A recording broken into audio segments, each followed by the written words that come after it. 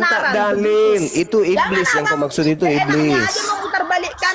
Jangan kau menipu dengan ajaran itu, jangan. Kamu yang memutar balik agamamu, agamamu yang memutar balik, agamamu yang memutar balik, agamamu yang memutar balik hukum Tuhan. Hukum Tuhan mengatakan, ajarkan kepada orang Yahudi apabila mereka hendak mempersembahkan kurban penebus dosa, maka hendaklah mereka mempersembahkan domba, kambing, sapi, lembu. Nggak ada manusia, tuyul.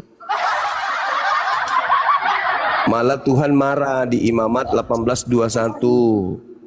Janganlah engkau mempersembahkan manusia kepada dewa Molok. Aku sendiri akan menghanguskan dan menghabiskan, melenyapkan orang yang mempersembahkan manusia ke dewa Molok. Paham? Sampai situ paham? Imamat 1 nomor 2, perintahkan, katakan, kabarkan kepada orang Yahudi apabila mereka hendak mempersembahkan kurban penebus dosa, hendaklah mereka mempersembahkan kambing, domba, lembu, sapi. Nggak ada manusia. Dari mana Kristen dapat manusia tebus dosa? Dari mana? Ayo, dari dewa Molok. Emang siapa tadi yang bilang manusia menebus dosa umat Kristen? Ada Bang Juma, ada saya berkata demikian. Ada. Loh, tadi Yesus mati untuk dosa siapa? Saya bertanya dulu, ada saya tadi bilang ya kamu tadi yang mengatakan Yesus itu mati untuk tebus dosa pakai darahnya. Nah sekarang coba tunjukkan manusia menebus dosa kami. Ada. Jadi siapa yang menebus dosamu di tiang salib itu siapa? Kambing? Ada saya bilang tadi manusia. Iya saya tanya, yang mati di atas salib untuk dosamu itu kambing atau kucing? Yesus itu manusia atau setan? Tidak manusia. Tidak manusia. Lalu apa kalau bukan manusia? Itu Allah kami. Jadi Tuhanmu mati nebus dosamu? Iya benar. Karena itu sudah dibuatkan oleh Allah. Oke, baik. Pada saat Tuhan mati, alam semesta ini siapa yang menjaga sebagai Tuhan? Bang Juma ini kurasa ada pauk-pauknya, kurasa ada logika, kurasa. Malu. Begini Bang Juma, ketika begini. Tuhanmu, Dengarkan dulu ketika Bang Juma. Tuhanmu mati, Kasih dulu ketika saya Tuhanmu ngomong, mati, Bang Juma. Dengarkan dulu Bang Juma. Ketika Tuhanmu mati, yang menjaga alam semesta ini siapa? Dengarkan dulu Bang Juma, biar saya jelaskan. Karena Bang Juma ini harus ke TK. Ketika Tuhanmu mati, ya? Ketika Tuhanmu mati, yang menjaga alam semesta ini siapa? Ketika Tuhanmu mati, yang membangkitkan Tuhanmu dari kematian siapa? Udah bisa saya jawabnya? Ya. Sudah. Ya. Dengarkan Bang Juma ya. Yesus itu adalah anak Allah. Saya tidak tanya itu. Dengarkan dulu Bang Juma. Bang Juma itu jangan asal nanti. Iya, kau mau nipu saya gitu? Nggak bisa. Tipuanmu itu nggak cocok sama aku. Seorang Bang Juma nggak boleh ditipu dong. Iya, maka dari itu saya tanya. Maka dari itu saya tanya. Maka dari itu saya tanya. Dalilnya di mana? Dari awal saja kamu sudah menipu. Kau mengatakan yang mati di pohon itu bukan manusia. Itu kau sudah berbohong, itu kau sudah nipu. Kau sudah nipu itu. Yang mati di atas salib itu manusia, kau bilang bukan. Masih mau dikasih kesempatan untuk ngomong, pendusta kayak kau. Masa kau katakan yang mati di atas pohon itu bukan manusia? Kau bilang itu Tuhan. Otak kau itu sudah terhambur. Untung dijaga, masih ditampung sama tengkoraknya. Sebenarnya itu udah terhambur otak kau di dalam itu gara-gara dogma.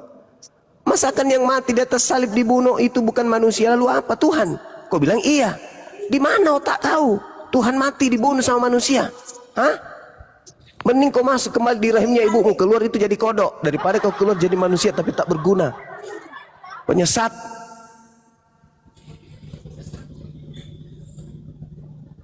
Penyesat kau itu. Kau sudah sesatkan dirimu, kau pingin pula orang lain juga ikut-ikutan sesat kayak kau. Masa kau bilang yang mati di atas salib itu bukan manusia? Lalu Yesus kau pikir apa Yesus itu? Kucing.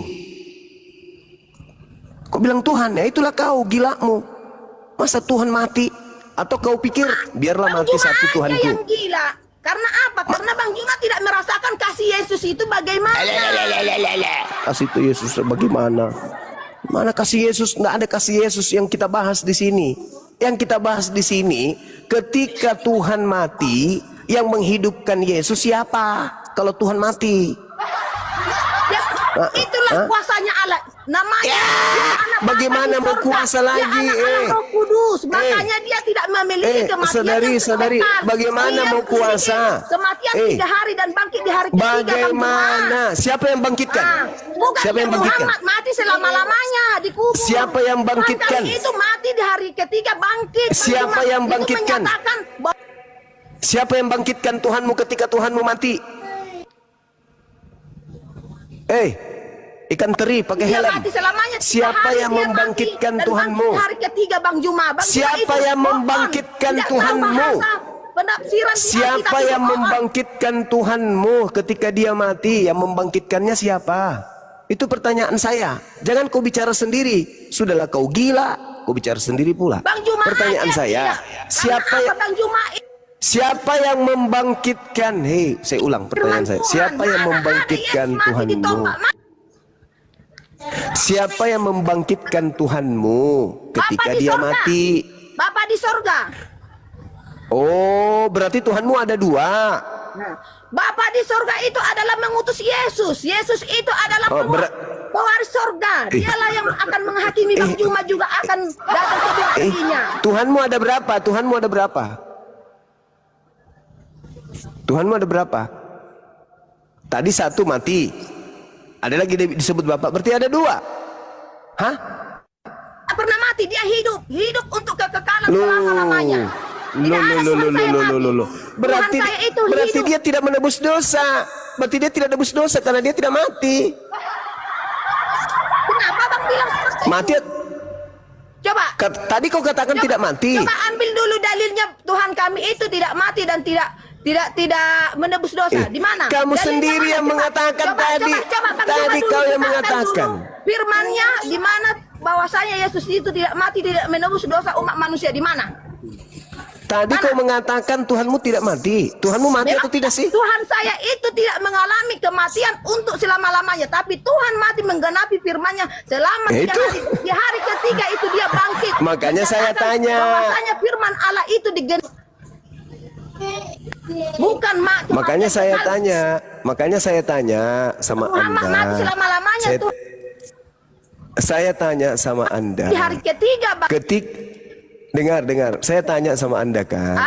Siapa yang menghidupkan Tuhan Anda setelah dia mati 3 hari? Itu loh pertanyaan saya.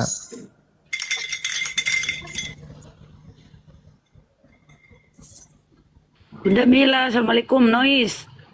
Waalaikumsalam. Belajar keluarga kalau kau punya ilmu. Halo, mungkin kakak ibu Purba itu mungkin rasa cintanya sama Tuhan Yesus itu kesal dia kalian olok-olok, tapi sama aku aja tanya Juma. Iya, mengolok-olokkan kalian kok jadi kami yang mengolok-olok. Tuyul. Kau ya, mengolok-olok. Menghina Yesus itu kalian.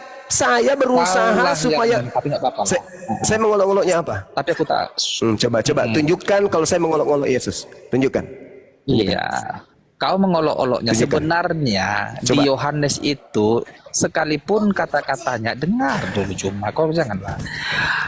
Sekalipun kata-katanya dikatakan dia meminumnya, sebenarnya dia mengecapnya, levelnya itu sebatas mengecap. Turun. Kau nuduh saya mengolok-olok Yesusmu. Kau yang mengolok-olok. Kau yang mati-matian memperjuangkan setan supaya Yesus itu mati. Waalaikumsalam. Itu ada gantungan saya justru sapi berusaha. Ya? Iya. Saya justru berusaha supaya Yesus itu tidak mati. Kamu yang berusaha Yesus mati. Tuyul. Kau boleh yang tuduh saya mengolok-olok.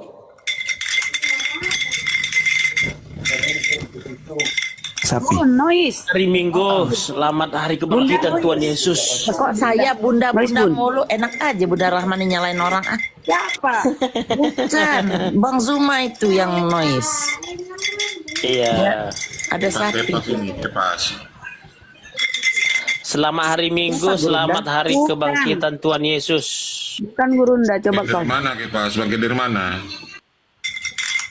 Coba Bunda Mila di mute dulu. Bunda Bangkit dari kematian, Pak. Bunda Mila di mute dulu coba. Di Bunda Mila itu noise-nya. Bunda noise. Oke, lanjut. Saya udah mute nih. Ah, udah. Ini Nah, hilang noise-nya udah. kan? Assalamualaikum warahmatullahi wabarakatuh. Lanjut. Waalaikumsalam. Bangkit dari kematian. Bang Zuma nggak noise kok Bang Zuma. Dibuka aja lagi Bang. Kepas. Kau belum sadar Kepas. Masya Allah Bang Stylo. Keren. Jadi gini ya. Sadar apa? Tunggu dulu. Tunggu. Bingung saya sadar apa nih sekarang Bunda. Sadar dari menuhankan anak Maria, Bang. Tunggu apanya kau Dia Kipas? itu Tuhan, Elohim Yahweh. Saya sadar karena Filipi 25 sampai Dinda 11, Alfi. Yohanes 13 sampai 13 gitu loh. Ya Bang dah. Ya Bang dah. Dinda Alfi, sebelum saya asar deh izin, tolong dibuka dong yang Markus 15:29 Alkitab Sabda yang paralel, karena saya menyerang itu terkait dengan lay aja sih. 15. Iya, sebenarnya terjemahan nggak apa-apa ya kita bahas di sini berarti ya. Yang jangan dibuka yang kamu kirim ke saya. Saya kan minta yang di lay punya. Oh iya, baik. Alkitab Sabda kan itu rujukannya, Dek. Bukan yang kita punya yang jadi rujukan mereka. Coba Alkitab Sabda Markus 15:23. Sapi tetangga tadi mau ikutan. Kalau kita bicara Iya.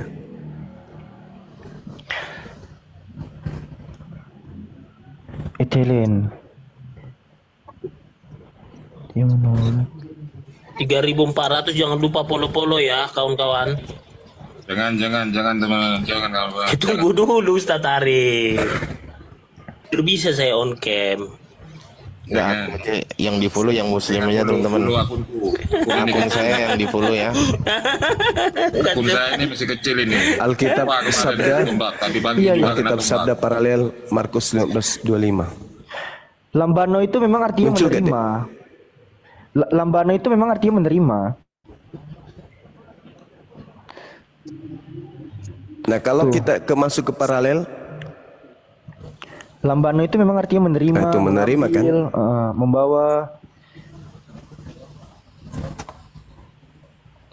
ini Lambano. yang diperlihatkan di Alkitab Sabda. Ya. Elaben dari kata lambano. Sementara kalau menolak itu menolak Muncul di ITL. dan berbahagia. ITL Ambil ya? sampel ya. Dan berbahagialah orang yang tidak menjadi kecewa dan menolak aku. Menolak aku di sini Lukas 7:23. Bukan, lambano itu bukan menolak. Lambano itu menerima, Bang Da. Cocok. Mm-mm. Sementara kalau menolak Ya, tadi kalau itu kita lihat, ya gimana Bang Da? Silakan. kalau di terjemahan lama itu Mm-mm. memang dikatakan di sana 116-nya itu tetapi 3756 itu ada kata apa itu? Auk, tidak. Oh, tidak. Ya, tapi ada perselisihan antara terjemahan lama dan terjemahan baru. Nah, sekarang pertanyaannya, yang digunakan saudara Kristen ini kan terjemahan baru.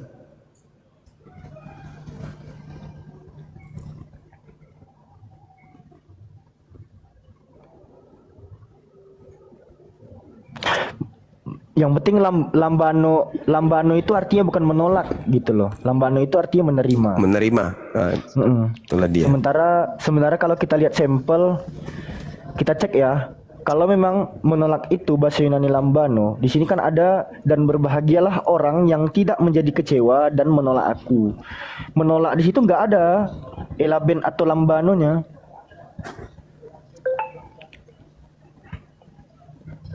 Tidak ada tuh. Jadi LAI kalau menerjemahkan lambano menjadi menolak, kesalahan fatal memang.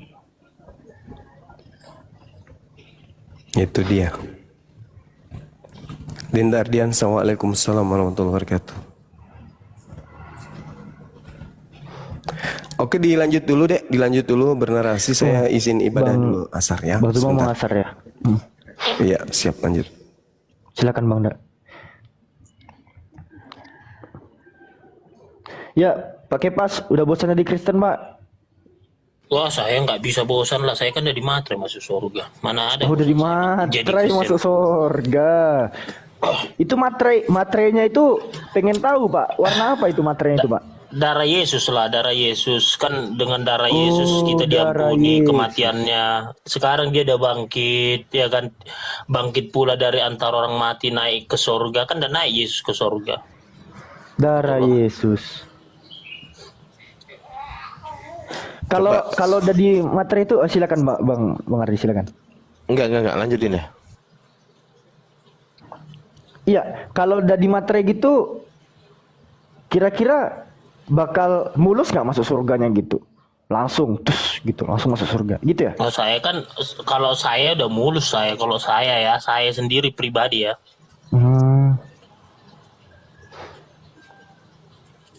Kalau pakai pas sendiri udah mulus masuk surga ya?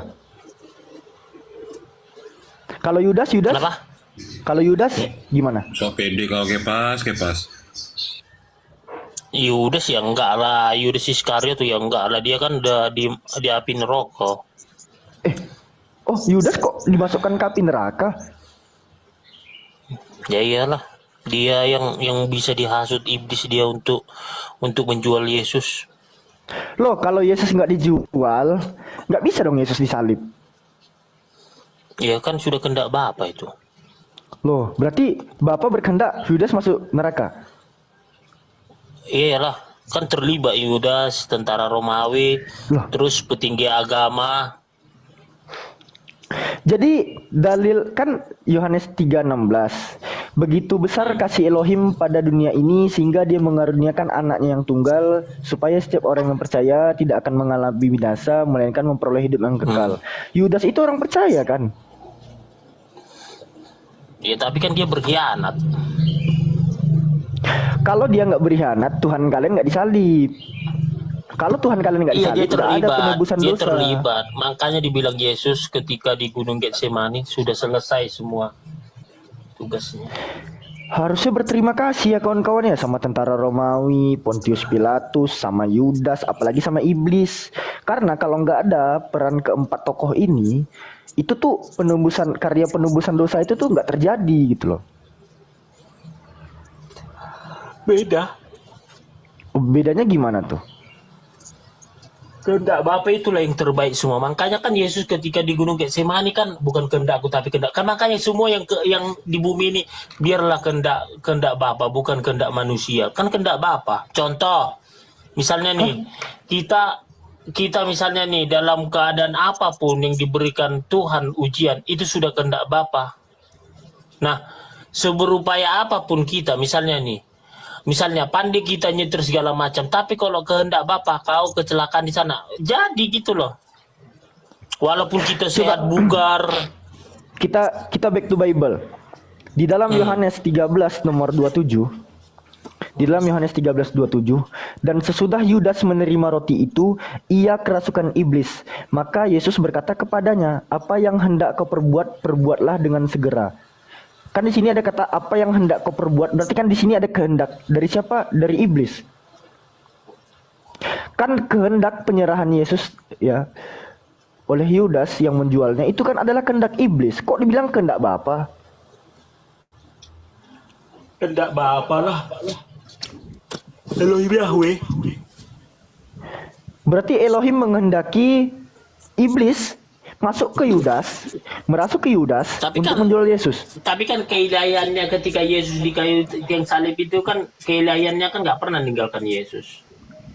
Kita nggak bahas keilahian Yesusnya, kita sekarang bahas Yudasnya. Iyalah mengenai kehendak tadi, apakah kenapa dibiarkan? Berarti kematian Yesus ini berarti kehendak Bapa dong, kan gitu.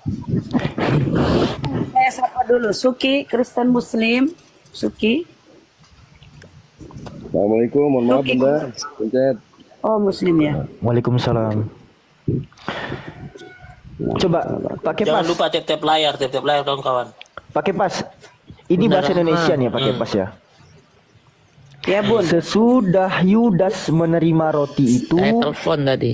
Iya ia iya, kera- kerasukan iblis. Oh, oke. Iya, Siap. Maka Yesus berkata kepadanya, nya di sini Yesus itu ngomong kepada Yudas atau kepada iblis? Tunggu, dan sesudah Yudas menerima roti itu ia kerasukan iblis, maka Yesus berkata kepadanya, apa yang hendak kau perbuatlah dengan segera. Nya di sini itu merujuk kepada Yudas atau merujuk kepada iblis? Pada iblis lah. Oke. Apa kehendak iblis? Kematiannya. Apa kehendak Bapa? Bapak membiarkan. Macet. Oh, rusak. Berarti iblis berkehendak membuat Yesus mati dan Bapa membiarkan. Iya kan, yang mati kan kedagingannya, bukan ketuhanannya, keilahian. Sama aja dong, Bapa membiarkan iblis membunuh putranya. Ya makanya Yesus mati kan dibilang bukan kehendakku tapi kehendakmu. Jadi kan karya dibilang keselamatan berdua ini iblis. nih, jadi karya keselamatan ini kehendak iblis atau kehendak Bapa? Kehendak Bapa lah. Kan dibilang mengorbankan rela dimati. Kayak kan Filipi 25-11 itu kan udah jelas. Maka Yesus berkata kepadanya, apa yang hendak kuperbuat, perbuatlah dengan segera. Nya di sini kan tadi kita udah sepakat, Yesus itu berkata kepada iblis. Iblis yang berkehendak di sini kan.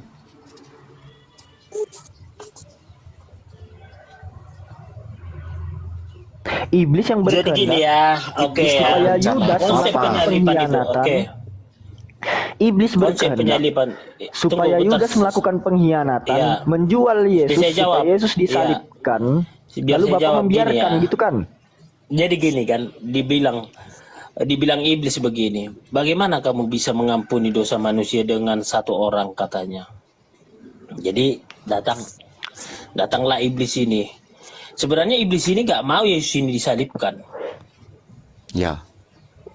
Nggak Tadi mau. katanya mau. Pengen Jadi nggak Yesus mau mati. iblis ini pengampunan itu jadi dosa-dosa manusia itu nggak mau ditebus oleh Tuhan Yesus. Betul. Gitu loh. Jadi Tapi iblis pengen karena, Yesus mati. apa? Tapi iblis pengen Yesus mati. Iblis pengen Yesus mati. Iblis tidak mau itu manusia ditebus dosanya oleh Yesus. Iya, saya tahu. Tapi kematian Yesus ini adalah keinginan iblis bukan? Kehendak Bapa kan dibilang bukan kehendakku tapi kehendakmu. Makanya apabila bisa Loh. berlalu kawan ini biarlah berlalu. Coba kita back to Bible. Bagaimana di dalam Matius 4 iblis melakukan percobaan kepada Yesus di atas bukit. Itu percobaan pembunuhan atau bukan? Di bukit apa nih? Apa? Di Matius Getsemani 4. banyak bukit ini. Di Bukit Matius apa nih? 4. Di Matius 4 judul perikop percobaan di padang gurun. Percobaan iya. di padang gurun. Ini kan nanti dia dibawa ke bukit nih. Iya yang puasa itu ya, puasa ya. 3 kali dicobain. Yang dia puasa kan kalau kita baca dari Iya. nomor 2 dan setelah berpuasa 40 hari 40 malam laparlah Yesus kan gitu. Ya, lapar. Nanti kan ujung-ujungnya iblis itu membopong Yesus ke atas gunung yang sangat tinggi dan memperlihatkan kepadanya semua kerajaan dan kemegahan. Betul? Iya. Nah, terus kalau kita perhatikan di sini kan iblis ada menguji di sini. Jatuhkanlah dirimu ke bawah sebab ada tertulis mengenai engkau, ia akan memerintahkan malaikat-malaikatnya dan mereka akan mengatakan engkau di atas tangannya supaya kakimu jangan terlantuk kepada batu. Ini percobaan pembunuhan bukan?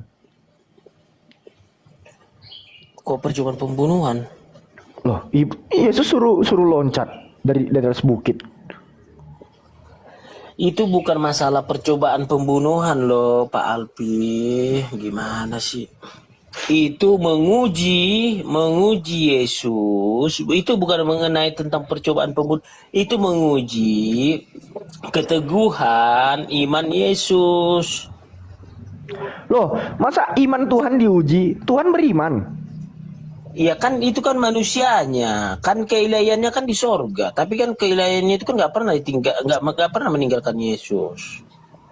Oh. Ini Tuhan bukan konsep beriman, masalah Tuhan diuji. percobaan. Makanya kan dia kan itu kan diuji, artinya kan diuji gitu waktu dia 3 kali waktu puasa itu kan artinya apa? Prinsip iman keteguhan gitu loh. Data kepas. Gini, pakai pas. Di sini tuh iblis menguji dalil yang ada di Mazmur 91. Hmm. Nih, iblis mengatakan sebab ada tertulis mengenai engkau, ia akan memerintahkan malaikat-malaikatnya untuk menjaga engkau dari segala jalanmu. Mereka akan menentang engkau di atas tangannya supaya kakimu jangan terantuk kepada batu. Ini nubuatan kepada Yesus bukan? Iya. Mazmur 91 ini nubuatan kepada Yesus bukan? Iya. Betul? Iya. Oke. Mazmur 91 ini kan ada 16 dalil. Mazmur 91 ini kan ada 16 dalil. Coba kita lihat di ayat nomor ke-8-nya. Engkau hanya menontonnya dengan matamu sendiri dan melihat pembalasan terhadap orang fasik. Sebab Tuhan ialah tempat perlindunganmu, yang maha tinggi telah kau buat tempat perteduhanmu. Di sini yang menonton, orang yang mendapat pembalasan, yang adalah orang fasik. Yang di sini penonton itu siapa?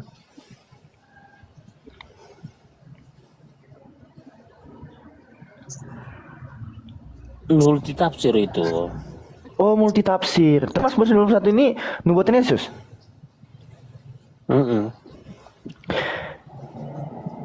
Pada saat orang fasik, ya, pada saat orang fasik itu digantung di atas kayu salib. Kalau memang ini nubuatan Yesus, kenapa Yesus ada pula di tiang salib? Kenapa tidak menonton? Jadi Yesus itu bukan orang fasik gitu loh disalib. Jadi gini, Yesus itu Tuhan, ya. Yesus itu tidak berdosa, tidak ada salah tapi disalib. Tapi dia makanya pengorbanan Yesus. Kenapa? Jadi gini ya, tunggu dulu. Kenapa tentang penebusan dosa ini, Yesus ini yang bangkit dari antara orang mati. Kenapa kalau saya berdoa bukan karena dosa saya, tapi karena penderitaan Yesus di kayu tiang salib, mau mengorbankan nyawanya sampai mau menebus dosa-dosa kejahatan-kejahatan saya. Karena itu saya menangis, bukan karena apa. Kenapa? Dia rela mau berkorban gitu loh untuk menebus dosa-dosa manusia. Karena nggak mau dia melihat umat manusia ini masuk ke api neraka, api yang kekal. Tapi dia mau menyelamatkan kita. Oi, Pak, Oke. pas. Izin dulu ya. Lagi, Bun. Bang Alpi izin dulu. Kita sapa dulu tamu nih ya. Izin Bang Kepas. Tapi sebelum kita sapa, kita promosiin dulu akun-akun yang di atas ya. Akun-akun baru nih. Tolong ya netizen yang 2K ini, Masya Allah ya. Tolong di-follow saudaramu yang di atas ya. Bantu Betul, benar. memperbesar akun-akun kita supaya kuat gitu loh. Tolong di-follow yang di atas saudaraku ya. Ustadz Arif, Gurunda, Bunda Mila. Kalau ada yang mau follow juga lah, Kepas lah, Kepas juga. Silakan. mau ya. Iya, Bang silakan lah, jangan. Kok syahadat dulu Bang. Aduh, ya nggak apa-apa kalau ada yang mau follow si Kepas ya. Masya Allah, terima kasih ya yang follow. Thank you, berkah selalu. Ayo 400 Sambil lagi, saudara 400 kita. lagi, 400 lagi Bunda Rahma, 400. Oke, silakan di follow Bunda Mila ya, netizenku yang baik hati. Follow semua yang ada di atas saudaraku ya. Terima kasih banyak. Nah, sambil mereka follow kita sapa ya. Magdalena Kristi. Selamat siang saudari. Follow juga Bang Alpi di atas ya, adik kita. Magdalena Kristi, selamat siang saudari. Magda. Bukan Magdalena yang Biasa sama Yesus ini kan. Magdalena. Mana dia? Oke, lanjut dulu sama si Bang Kepas. Lanjut, Oke. Alpi. Kan kalau nggak ada suara Bunda, takut ngeripon Tadi nanti. tadi dibenarkan bahwasanya Mazmur 91 aja. adalah nubuatan. Tadi dibenarkan bahwasanya Mazmur 91 adalah nubuatan Yesus. Pakai pas. Dikatakan di sini, engkau hanya menontonnya dengan matamu sendiri dan melihat pembalasan terhadap orang-orang fasik. Kalau dikatakan Yesus bukan orang fasik, betul. Karena kenapa? Pembalasan terhadap orang-orang fasik itu terjadi, dalilnya ada di Amsal pasal 17 nomor 23. Orang fasik ialah penerima hadiah suapan dari pundi-pundi untuk membelokkan jalan hukum. Sekarang yang menerima suap itu Yesus atau Yudas? Menurut catatan Galatia pasal ketiga nomor ke-13, Kristus telah menebus kita dari kutuk hukum Taurat dengan jalan menjadi kutuk karena kita.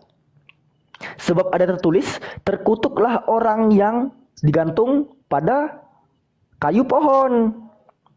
Silon. Terkutuklah orang yang digantung pada pohon. Menurut catatan pada Ulangan pasal 27-25, orang yang terkutuk itu ialah orang yang menerima suap untuk membunuh seseorang yang tidak bersalah. Terkutuklah orang yang menerima suap untuk membunuh orang yang tidak bersalah, dan seluruh bangsa itu harus berkata amin. Yudas.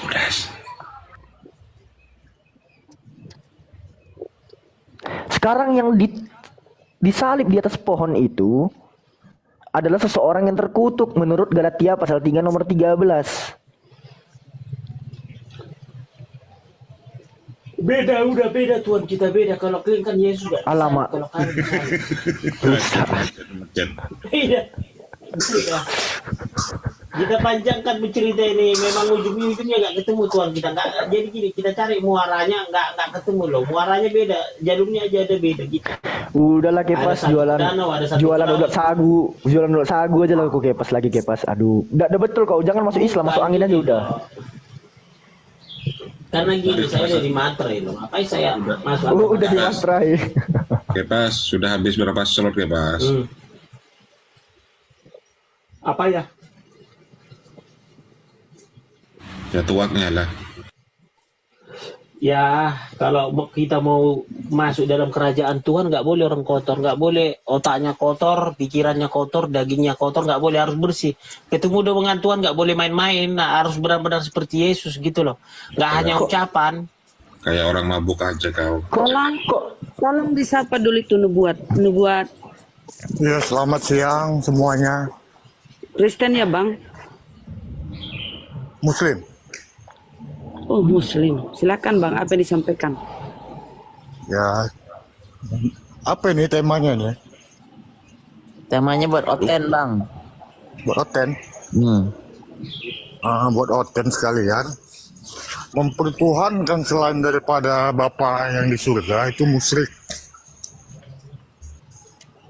Itu udah kamu selama lah, udah lama itu kita dengar.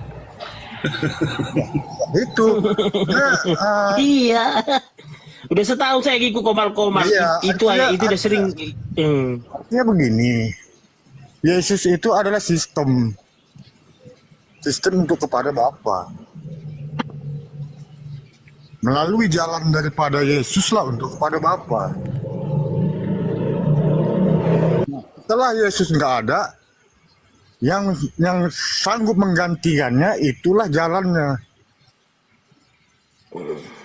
Jadi menurut anda sekalian semua, agama itu apa? Gitu? Pemahaman, definisi daripada agama itu apa? Itu tidak, agama itu kacau, tidak kacau. Secara makna jauh, agama itu artinya aturan, pedoman kepada manusia yang diberikan akal.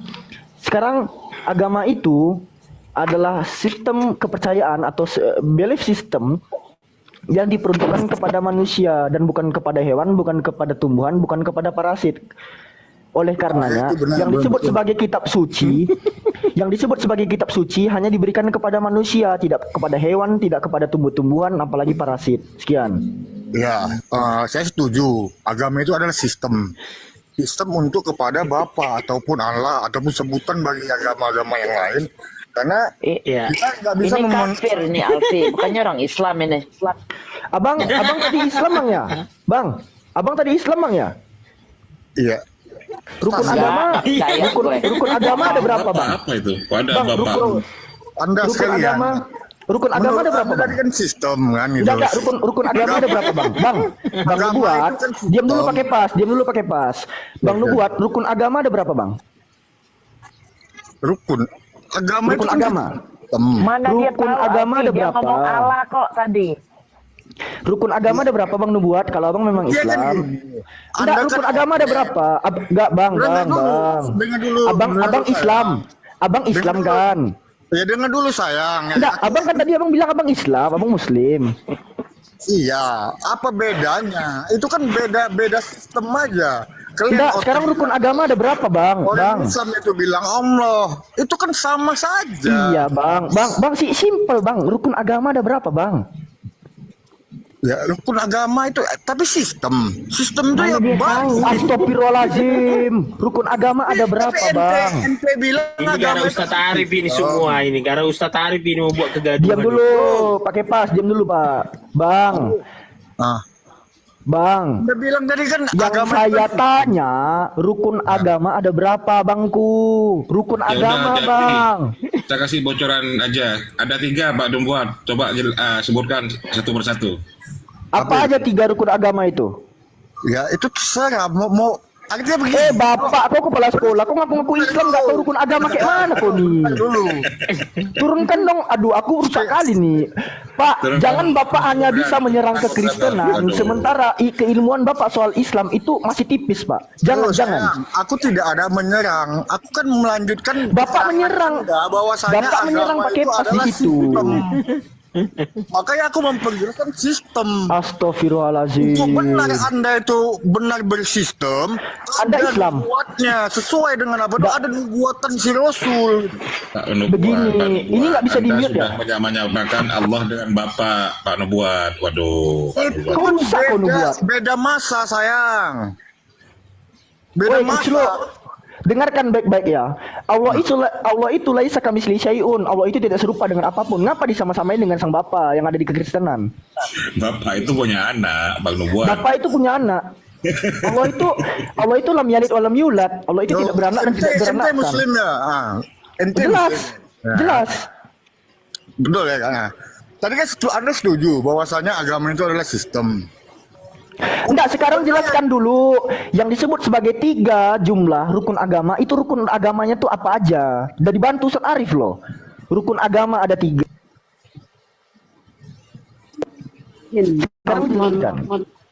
Sebentar izin Alfi. Nubuat, kau Kristen apa Muslim? Perjelas dulu supaya Sudah, arah diskusinya sudah. kita tahu. Turunkan aja Bukan bisa. Bun.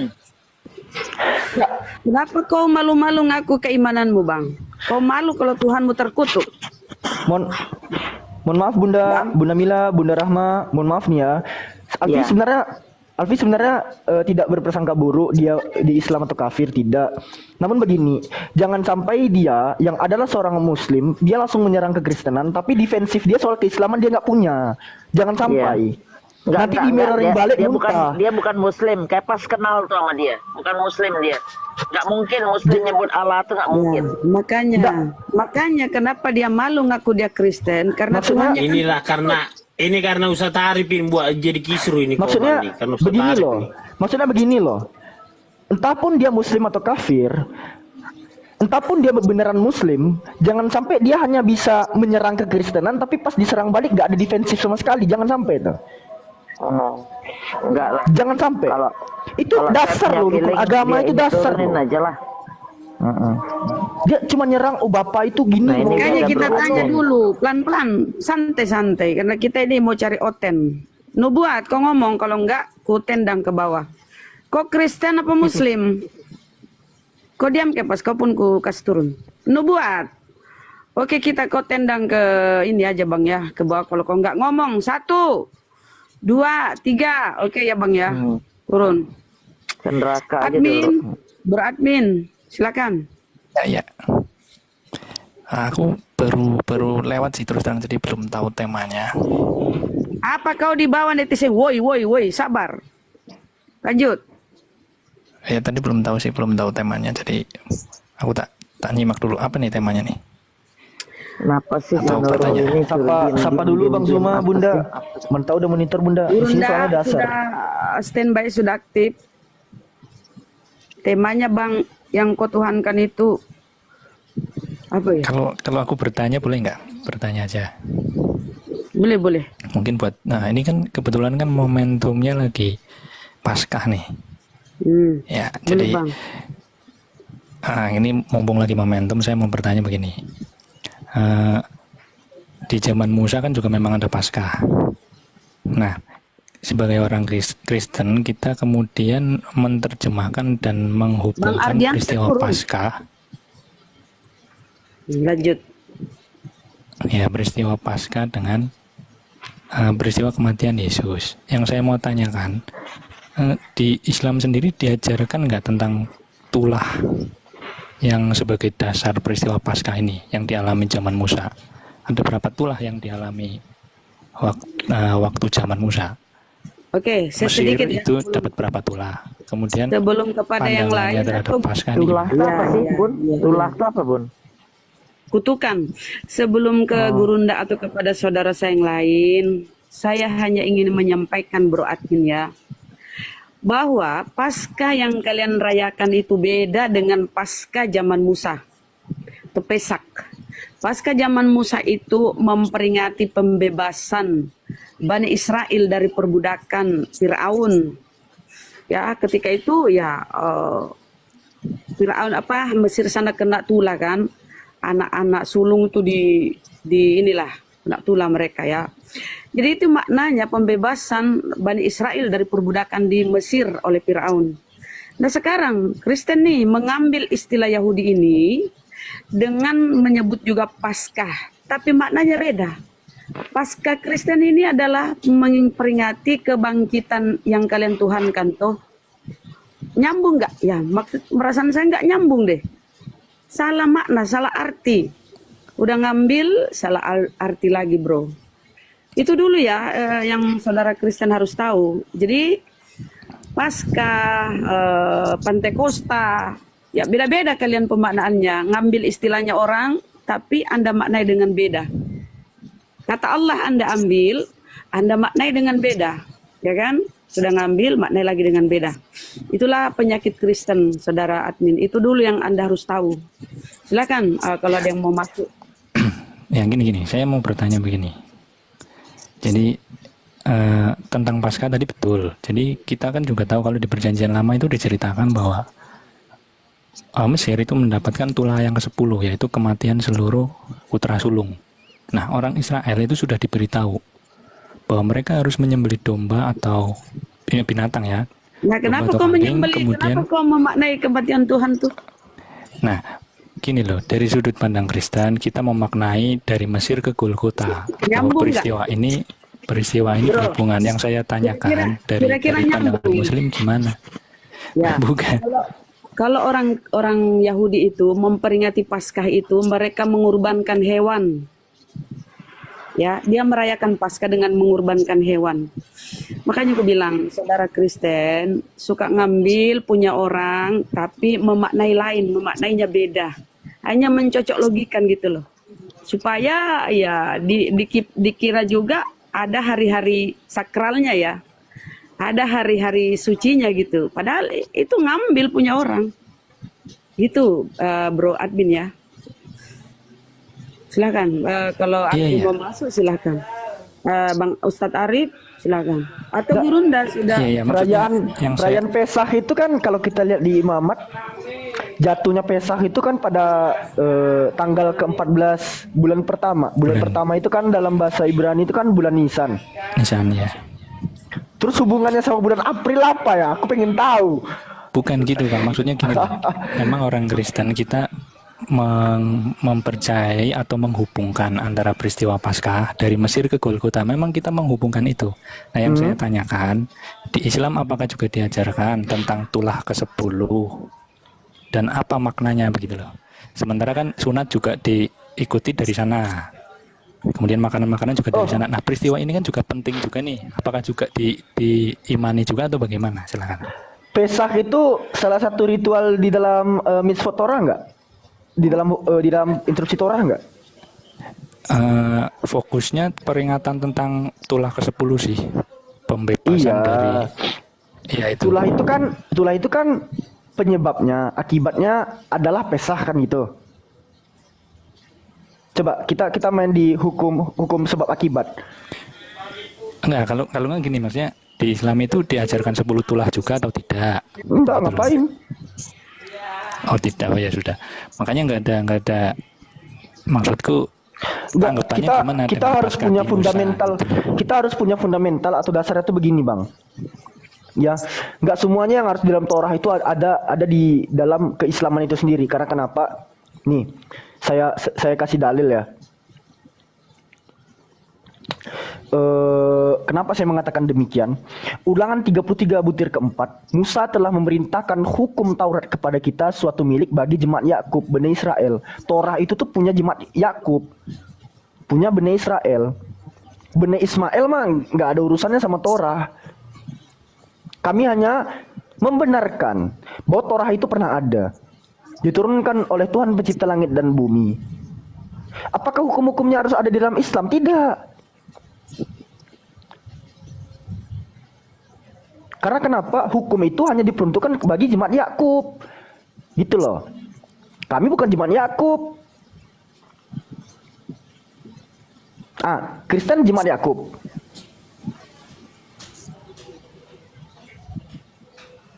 Kristen jemaat Yakub enggak?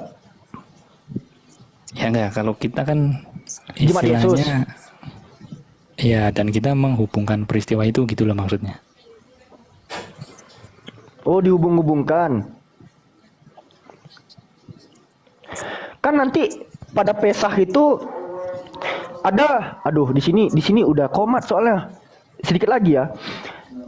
Pada perayaan Pesah itu kan dilaksanakan selama 7 sampai 8 hari itu, 1 pekan lamanya, mulai dari 15 Nisan sampai seminggu setelahnya. Nah, nanti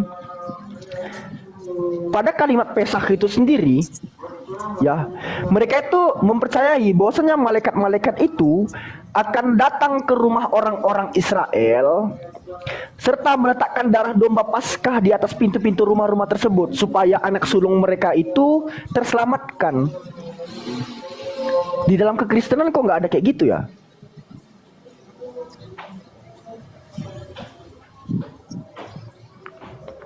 Darah domba itu ditempel-tempelin oleh malaikat katanya di pintu-pintu rumah orang-orang Israel supaya anak sulung mereka itu terselamatkan. Mana Bang apa tadi? Oh ya udahlah. Ustaz Arif, monitor Ustaz.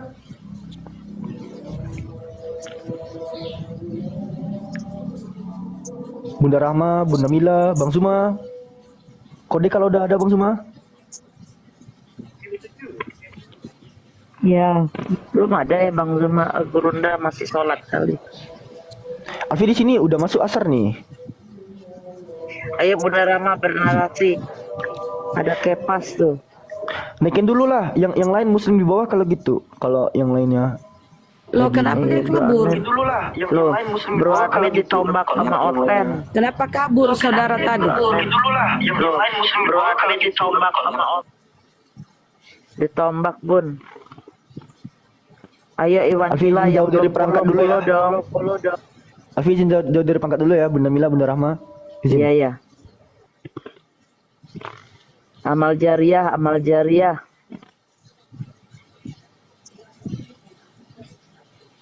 Ini minggu depan nih mulai live. Tapi mungkin 3 kali dulu, seminggu 2 kali dulu, jangan langsung gitu loh. Cuma follower masih kurang. Kemarin coba live yang nonton 100. Nggak bisa kita dakwah begitu. Jadi saya sebenarnya tergantung Bang Godian. Assalamualaikum warahmatullahi wabarakatuh, teman-teman sahabat-sahabat yang ada di sini dan Selamat siang buat saudara-saudara Kristen yang merayakan kematian serta kebangkitan Tuhan. Ini pencari Muslim apa Kristen?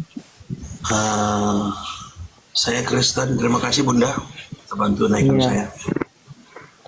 Tunggu sebentar ya, nanti bernarasi. Ini ada Bang Godian nunggu Burunda Zuma lagi sholat. Jadi gimana Pak Kefas, masih percaya Tuhan meninggal? Enggak, dia udah mau login kayaknya.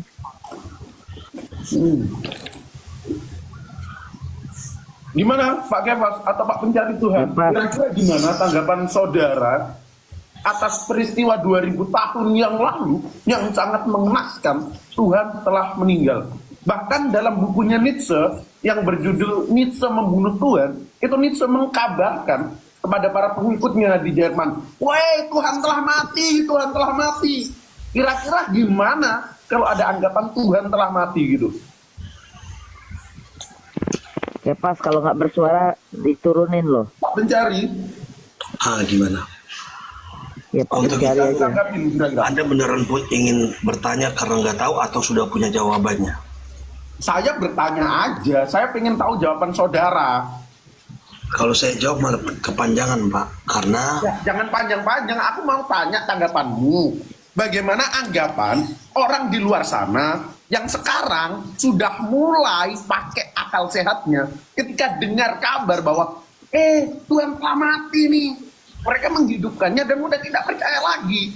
Nah, kira-kira gimana catatan ini 2000 tahun yang lalu bahwa mencatat dalam sejarah Tuhan Bapak yang pernah dilahirkan itu pernah meninggoy. Gimana? nggak sesimpel itu, soalnya kita harus belajar. Kalau nggak sesimpel gimana? Kristologi. Yesus bilang sudah selesai dalam Yohanes 20. Untuk mempelajarinya tidak semudah itu, brother. Karena kita pakai teologi ya, kita harus belajar teologi ya. Karena kan kami juga belajar. Saya juga belajar teologi ya. Kan itu mati kan disebabkan oleh iblis, betul? Nah itu tentang historikalnya. Itu juga masuk. Tujuannya Tuhan meninggoy apa? Jadi kita harus belajar yang namanya soteriologi, kristologi. Ya udah belajar semua, soteriologi, Dan harusnya Anda sudah paham dong. Udah jangan ngajarin. Masuk. Aku cuma tanya Pak, kira-kira Tuhan meninggoy untuk apa gitu loh? Nah bagus. Tujuannya untuk apa itu bagus sekali. Bagus. Nah itu harusnya pertanyaannya gitu. Tujuannya apa gitu? Oke. Saya jawab di Filipi aja. Yesus mengosongkan diri.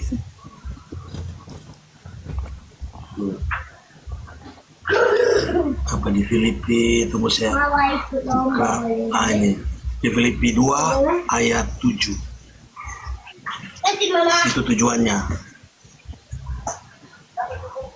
Filipi 2 ayat 7. Pak Paulus itu ketemu Yesus cuma secuil loh. Dalam 2 Korintus 11 saya jawab dengan Alkitab, kalau Anda terima. Nah, sabar dulu enggak. Masalahnya saya nggak bisa mengkonfirmasi apa yang diucapkan Paulus benar. Ini kita buka ya. Dalam 2 Korintus 11 ayat 7 kalau nggak salah. Ayat 17. Nah, coba lihat baca. Paulus ketemu Yesus cuma secuil. Terus dia berbicara tentang Yesus yang luar biasa ini. Apa yang aku katakan tentang Yesus, aku mengatakannya bukan sebagai seorang yang berkata menurut apa? Firman Theos, melainkan sebagai seorang yang BODOH, yang berkeyakinan bahwa ia boleh bermegah. Lalu 14 surat yang ditulis oleh Paulus yang sok-sok membicarakan tentang Yesus, padahal dia hanya bertemu 2 kali, itu semuanya bertentangan dengan apa yang diucapkan Yesus. Paulus bilang dalam Roma 9, dia bilang upah dosa adalah maut, sedangkan Yesus sekali tidak pernah bilang bahwa upah dosa adalah maut. Bahkan Yesus bilang anak-anak kecil itu yang mempunyai kerajaan sorga. Jika dikatakan upah dosa adalah maut, sedangkan anak kecil itu belum pernah percaya atau mengikrarkan Yesus telah mati dan bangkit, kenapa Yesus bilang dia masuk surga? Kan jadi ribet. Saya menjawab hanya pakai Alkitab. Apa yang saya ketahui ya itu dasar saya. Gitu Oke, aja. sekarang gini. Yang bikin Yesus Tuhan Bapak meninggoy siapa kira-kira? Itu adalah rencana penebusan. Iblis gitu. Oh iya, Gurunda udah monitor kira-kira. Tafadol. Assalamualaikum Gurunda. Gak enak tambah. Lanjut. Waalaikumsalam warahmatullahi wabarakatuh. Lanjut. Oke, mungkin enggak. Jadi gini Pak, aku mau tanya, yang bikin Tuhan Bapak meninggoy itu siapa? Tuhan Bapak meninggal. Iya, Tuhan saya. Tuhan meninggoy. Kemarin Jumat diperingati tuh. Kan gitu, betul? Saya rasa juga Bang Goldian juga sudah beberapa kali dijelaskan bahwa yang meninggal bukan Kalau kita cek dalam Lukas 22 nomor 3 dan Yohanes nomor 13 dan Yohanes 13 nomor 2, yang bikin Tuhan Bapak meninggoy itu iblis. Karena saat itu iblis merasuki Yudas dan Yudas bersekongkol dengan imam-imam Yahudi untuk menyerahkan Yesus kepada mereka. Jadi bisa saya katakan gini nih, kalau tidak ada iblis, kalau tidak ada Yudas, maka karya soteriologi dan konsep keselamatan itu tidak pernah Bapak dapatkan, betul? Oke. Jadi agama mana yang mengorbankan Tuhannya dan pengorbanannya itu dilakukan oleh setan? Betul? Agama mana? Silakan, Pak. Agama Kristen. Tapi bukan konteksnya. Saya katakan ya, teman-teman, benar. seperti itu. Jadi dengar ya teman-teman, hanya agama Kristen yang mengkorbankan Tuhannya dan pengkorbanan itu dilakukan oleh setan. Selesai. Kami tidak mengorbankan Tuhan. Loh, Tuhan yang Bapak korbankan. Enggak, Yohanes 3 ayat 16 aja lu baca. Kata Kepas Tuhan, Pak mencari. Kepas bilang Mana sih? Yesus itu Banyak Bapak itu agama sendiri. Kristen menurut Pak Pencari yang Tuhannya dikorbankan oleh setan. Oke, silakan tafadhol Gurunda, nggak enak saya. Ya, saya hanya tadi mendengarkan ya. Saya bahas sedikit terkait dengan pertanyaan siapa tadi, Bro Admin, terkait dengan Paskah. Jadi kalau di Islam itu kita tidak mengenalnya dengan kata Paskah. Di Islam itu dikenal dengan Asyura. Jadi kalau dikatakan apakah di Islam itu ada Paskah? Kalau Paskah yang dimaksudin memperingati Nabi Musa alaihissalam dalam hal membebaskan Bani Israel dari perbudakan Mesir, Fir'aun. Ya, kita juga peringati. Kita peringati pada hari Asyura 10 Muharram. Jadi di dalam kaidah Islam ini apakah ada dalil pendukungnya di kitabnya Yahudi?